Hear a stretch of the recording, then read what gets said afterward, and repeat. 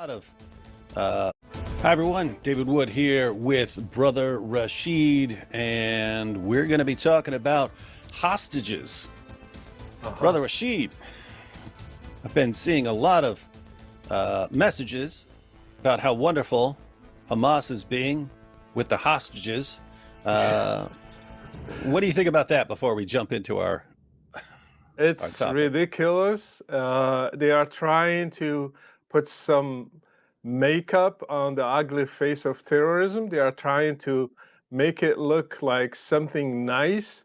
And I don't know how you make terrorism nice by saying goodbyes, waving goodbyes, or by giving them cookies, or by showing how a girl, an abductee, fell in love with one of those terrorists. It's just insane. It reminds me actually of one of the stories we are going to cover today.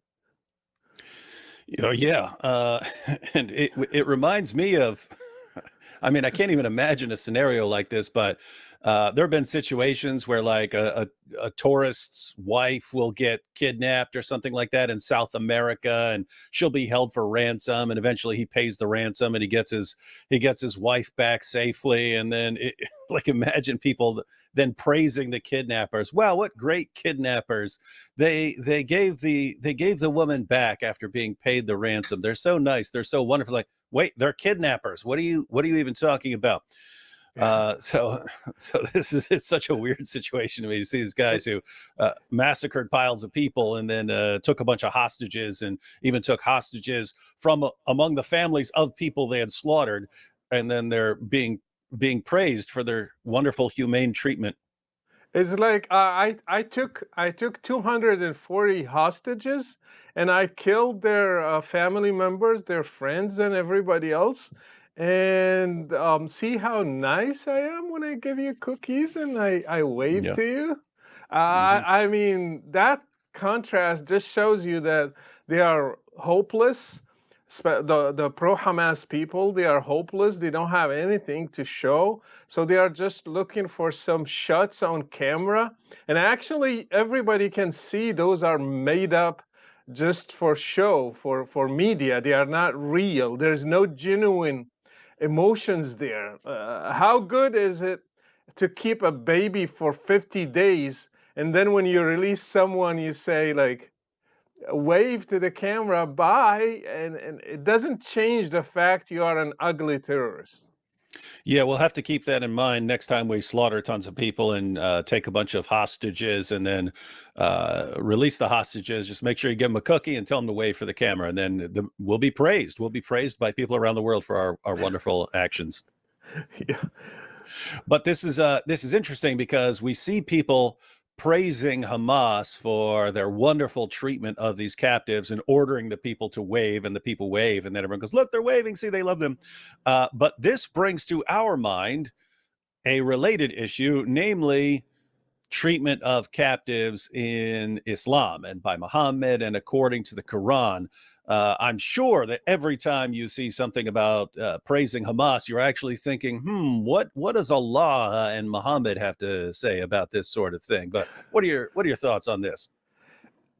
I mean, it's not only me. When I see something and I just say deja vu because I have studied Islam very well, so it clicks. It kind of brings a memory somewhere, and it's attached to it. It's not only me. I'm sure those who are members of Hamas, because the first of them that did the 7th of October, they memorized the Quran actually, so they are very familiar with the stuff we're going to talk about today. And when I saw what they did on October 7th, that they slaughtered almost 1,200 people, and then they took captives at 240, right away, an image came from the Quran. It's a well-known verse in Quran chapter 8, verse 67, and it talks about the prophet how God was not pleased with him, how Allah was not happy that he took some prisoners of war. Allah wanted him to kill as much as he can before starting taking captives. We can read that that Wait a verse second. if you want to read it. Go ahead. Wait a second. So you're telling me that Hamas went and slaughtered a bunch of people. They slaughtered piles and piles of people, and then they took hostages. Yes. You're saying that this actually has something to do with the Quran and that Hamas was clearly influenced by the Book of Peace? I'm confused. You're going to have to actually show me this. Well, well, let me tell you, Hamas, it stands for Islamic resistance. It's not any movement. It's an Islamic movement. Everything they do has to follow the footprints of Muhammad. It's not a random thing. It has some guides, some plans, a book, a handbook. And what is going to be this handbook? It's the Quran, and they teach them jihad according to the Quran.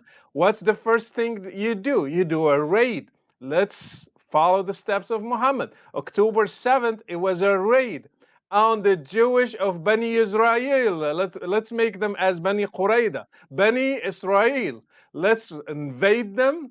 Let's invade the closest tribe to us, those kibbutzim in near Gaza, and let's follow the steps of Muhammad. Guess what Muhammad did? The same thing. So they have a model, and they are implementing the model. It's easy. It's simple. All right, should we go ahead and read this? Yes, it's Uh-oh. there. Uh, yeah, I can read it. It is not for a prophet to have captives of war until he inflicts a massacre upon Allah's enemies in the land. You desire the commodities of this world, means Allah was not happy that they take ransom because they desire the stuff of this world. But Allah desires for you the hereafter. And Allah is exalted in might and wise. He's wiser than you.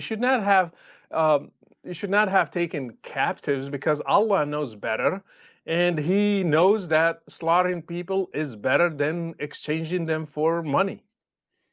Now that's a very interesting verse. So he tells Muhammad, "Hey, do not take the captives. Don't take the hostages until you've massacred a bunch of people." And then we Yes. look at what Hamas did, and they massacred a bunch of people before taking hostages. Yes. That's weird. Sounds exactly the Isn't that same. exactly what the Sounds Quran exactly the same. says? Do not take captives until you have done enough, you have spilled enough blood, then you can take captives. I mean, if you take 1,200 slaughtered on that day and then taking 240, that's exactly what the Quran says. Well, I don't know what to do here because now we've spent the last 20 or 30 years hearing about how Islam is a religion of peace and tolerance, and then a bunch of people get massacred and hostages are taken, and we think this has nothing to do with Islam, and somehow you point out that it's exactly what their handbook orders. Strange stuff. But give us a little more background here. Yeah. Well, that verse actually it was revealed to Muhammad during the first big battle, the Battle of Badr. What Muhammad did, he killed. The biography of Muhammad says that he killed 70 of the infidels, and he took 70 as captives, as prisoners of war. And that's why Allah was not happy because 70 is nothing. He should have killed more. And then he can take the rest. So when he took them, he asked his two closest friends, companions, Abu Bakr and Omar. And he said, what do you think, Abu Bakr? What should I do to these 70 people? And Abu Bakr said, well, I mean, they are our family members because we are one tribe, and just do not kill them, just exchange them for a ransom, ask for a ransom. So Abu Bakr, he was trying to keep them alive and take some